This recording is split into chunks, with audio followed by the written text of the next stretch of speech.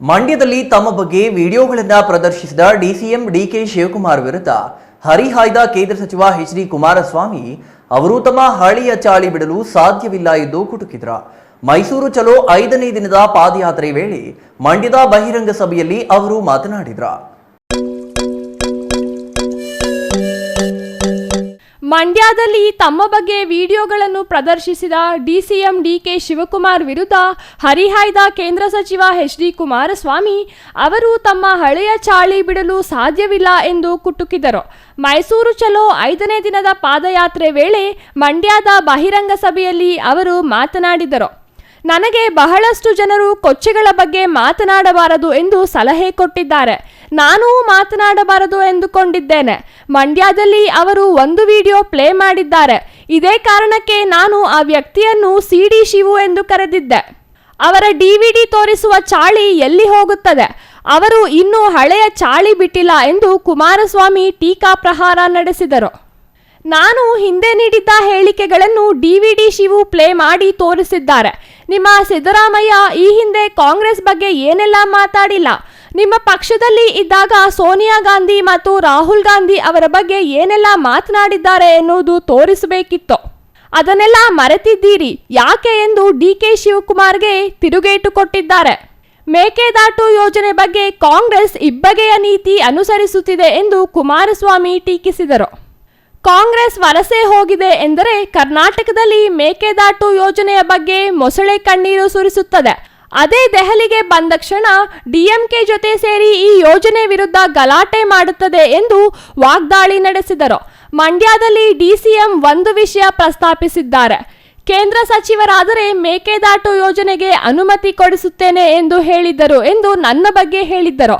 ನಾನು ಹೇಳಿದ್ದೆ, ನಿಮ್ಮ ಮಿತ್ರ ಪಕ್ಷ ತಮಿಳುನಾಡಿನ ಡಿಎಂಕೆ ನಾಯಕರನ್ನು ಒಪ್ಪಿಸಿ, ಅದಾದ ಮೇಲೆ ಒಂದೇ ತಿಂಗಳಲ್ಲಿ ಮೇಕೆದಾಟು ಯೋಜನೆಗೆ ಕೇಂದ್ರದ ಅನುಮತಿ ಕೊಡಿಸಲಾಗುವುದು ಎಂದು ತಿಳಿಸಿದ್ದೆ. ಆದರೆ ಕಾಂಗ್ರೆಸ್ ಇಬ್ಬಗೆಯ ನೀತಿ ಅನುಸರಿಸುತ್ತಾ ಕನ್ನಡಿಗರಿಗೆ ಮಂಕುಬೂದಿ ಎರಚುತ್ತಿದೆ ಎಂದರು. ನಾನು ಅದಕ್ಕೆ ಹೇಳಿದ್ದು ಸಿಡಿ ಶಿವು ಅಂತ. ವಿಡಿಯೋ ಪ್ಲೇ ಮಾಡೋದ್ರಲ್ಲಿ ಎಕ್ಸ್ಪರ್ಟ್. ಆ ಹುಟ್ಟು ಚಾಳಿ, ಆ ಹುಟ್ಟಿನ ಚಾಳಿ ಎಲ್ಲಾದ್ರೂ ಹೋಗ್ತದ? ಅದು ಈ ನಾಡಿನ ಜನತೆ ಮುಂದೆ ಹೇಳಿದ್ರು, ನನ್ನ ಮಂಡ್ಯ ಜಿಲ್ಲೆ ಜನತೆ ಮುಂದೆ ಹೇಳಿದ್ರು. ಕುಮಾರಸ್ವಾಮಿ ಒಂದ್ಸಲ ಮುಖ್ಯಮಂತ್ರಿ ಆಗಿದ್ದಾನೆ, ಎಸ್.ಎಂ. ಕೃಷ್ಣ ಅವರು ಮುಖ್ಯಮಂತ್ರಿ ಆದರು, ದೇವೇಗೌಡರು ಮುಖ್ಯಮಂತ್ರಿ ಆದರು. ನನಗೂ ಒಂದು ಅವಕಾಶ ಕೊಡ್ರಪ್ಪ, ನನಗೂ ಪೇಪರ್ ಪೆನ್ನು ಸೈನ್ ಕೊಡಾಕೋದಕ್ಕೆ ಪೇಪರ್ ಪೆನ್ನು ಕೊಡಿ ಅಂತ ಕೇಳಿದ್ರು. ಪೇಪರು ಪೆನ್ನು ಕೊಟ್ರಿ ನಾಡಿನ ಜನತೆ ಅವರಿಗೆ. ನೀರಾವರಿ ಮಂತ್ರಿಗಳಿದ್ದಾರೆ, ಅವೆಂತ ವಿಡಿಯೋಗಳಿಗೆ ಆಮೇಲೆ ಉತ್ತರ ಕೊಡಲ್ಲ, ಇನ್ನು ಸಮಯ ಇದೆ. ಆ ವಿಡಿಯೋದಲ್ಲಿ ನಾವು ಮಾತಾಡಿದ್ರು ಹೇಳೋರಂತಲ್ಲ. ನಿಮ್ ಸಿದ್ದರಾಮಯ್ಯನವರು ಕಾಂಗ್ರೆಸ್ ಬಗ್ಗೆ ಏನೇನು ಮಾತಾಡಿದ್ರು ಅನ್ನೋ ಸ್ವಲ್ಪ ತೆಗೀರಿ, ಒಂದ್ಸಲ ರಿವೈಂಡ್ ಮಾಡಿ. ಸೋನಿಯಾ ಗಾಂಧಿ ಬಗ್ಗೆ, ಕಾಂಗ್ರೆಸ್ ನಾಯಕರ ಬಗ್ಗೆ ನಮ್ಮಲ್ಲಿದ್ದಾಗ ಅವರೇನು ಮಾತಾಡಿದ್ರು ಅದೊಂದು ಸ್ವಲ್ಪ ರಿವೈಂಡ್ ಮಾಡಿ ಜನಕ್ಕೆ ಹಾಕ್ಸೋದಲ್ವಾ? ಬರೀ ನಮ್ಗೆ ಯಾಕೆ ಆಗ್ತೀರಿ? ರಾಜಕೀಯದ ನಮ್ಮ ಪ್ರಜಾಪ್ರಭುತ್ವದ ವ್ಯವಸ್ಥೆಯಲ್ಲಿ ಹಲವಾರು ಬಾರಿ ಒಂದೊಂದು ರೀತಿಯ ಕೆಲವು ಸರ್ಕಾರಗಳ ಭದ್ರತೆಯ ಹಿನ್ನೆಲೆಯಲ್ಲಿ ಅತಂತ್ರ ಪರಿಸ್ಥಿತಿಗಳಲ್ಲಿ ಕೆಲವು ತೀರ್ಮಾನಗಳಾಗ್ತವೆ. ಆ ತೀರ್ಮಾನಗಳಲ್ಲಿ ಆದಂತದ್ದನ್ನೇ ಇವತ್ತು ನೀವೇನ್ ಹೇಳ್ತೀರಿ? ಇವತ್ತು ನನ್ನ ಬಗ್ಗೆ ಏನ್ ಚರ್ಚೆ ಮಾಡ್ತೀರಿ? ರಾಜ್ಯದಲ್ಲಿ ಉತ್ತಮ ಮಳೆಯಾಗಿ ಸಮೃದ್ಧಿಗೆ ತಾಯಿ ಚಾಮುಂಡೇಶ್ವರಿ ಕರುಣೆ ಕಾರಣ. ನಿಮ್ಮದೇನೂ ಇಲ್ಲಿ ಇಲ್ಲ. ನಿಮಗೆ ಜನರಿಂದ ದುಡ್ಡು ಗುಂಜೋದಕ್ಕೆ ಸಮಯ ಇಲ್ಲ. ಸರಣಿ ಹಗರಣಗಳ ಮೂಲಕ ಲೂಟಿ ಹೊಡೆಯುತ್ತಿದ್ದೀರಿ. ಕೆಆರ್ಎಸ್ ಅಣೆಕಟ್ಟೆ ತುಂಬಿ ತಮಿಳುನಾಡಿಗೆ ನಿರರ್ಗಳವಾಗಿ ನೀರು ಹರಿದು ಹೋಯಿತು. ಆದರೆ ಮಂಡ್ಯ ಜಿಲ್ಲೆಯ ಮಳವಳ್ಳಿ, ಕೊಪ್ಪ ಸೇರಿದಂತೆ ಕೊನೆಯ ಭಾಗಕ್ಕೆ ನೀರು ಹೋಗಿಲ್ಲ. ನಿಮಗೆ ನಾಚಿಕೆ ಆಗಬೇಕು ಎಂದು ಟೀಕಾ ಪ್ರಹಾರ ನಡೆಸಿದರು. ರಾಜ್ಯಸಭೆಯಲ್ಲಿ ದೇವೇಗೌಡರು ಕಾವೇರಿ ಬಗ್ಗೆ ಚರ್ಚೆ ಮಾಡುತ್ತಿದ್ದರೆ ನಿಮ್ಮ ಮಿತ್ರಪಕ್ಷ ಡಿಎಂಕೆ ಸದಸ್ಯರು ಗದ್ದಲ ಎಬ್ಬಿಸುತ್ತಾರೆ. ಆ ಸಮಯದಲ್ಲಿ ರಾಜ್ಯದವರೇ ಮಲ್ಲಿಕಾರ್ಜುನ ಖರ್ಗೆ, ರಾಜ್ಯದ ಕಾಂಗ್ರೆಸ್ ಸದಸ್ಯರು ಮೌನ ವಹಿಸುತ್ತಾರೆ. ಅವರು ಯಾಕೆ ದೇವೇಗೌಡರಿಗೆ ಧಣಿಗೂಡಿಸಿಲ್ಲ, ಮೇಕೆದಾಟು ಯೋಜನೆಗೆ ಅನುಮತಿ ಕೊಡಿಸಿ ಎಂದು ಕೇಳುವ ನೀವು ಡಿಎಂಕೆ ಜೊತೆ ಕುಮ್ಮಕ್ಕಾಗಿ ರಾಜ್ಯಕ್ಕೆ ದ್ರೋಹ ಮಾಡುತ್ತಿದ್ದೀರಿ ಎಂದು ಕುಮಾರಸ್ವಾಮಿ ಆರೋಪ ಮಾಡಿದರು.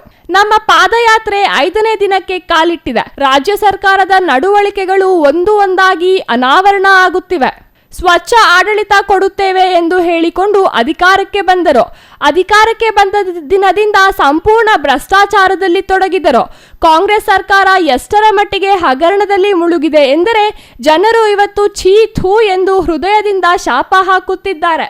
ಸಿಎಂ ಅವರೇ ಹೇಳಿದ್ದಾರೆ 87 ಕೋಟಿ ಅಕ್ರಮ ನಡೆದಿದೆ ಎಂದು. ಮುಡಾದಲ್ಲಿ ನಿವೇಶನ ತೆಗೆದುಕೊಳ್ಳುವುದಕ್ಕೆ ನಿಮ್ಮ ಅಭ್ಯಂತರವಿಲ್ಲ. ಸಂವಿಧಾನದ ಅಡಿ ಕೆಲಸ ಮಾಡಬೇಕು.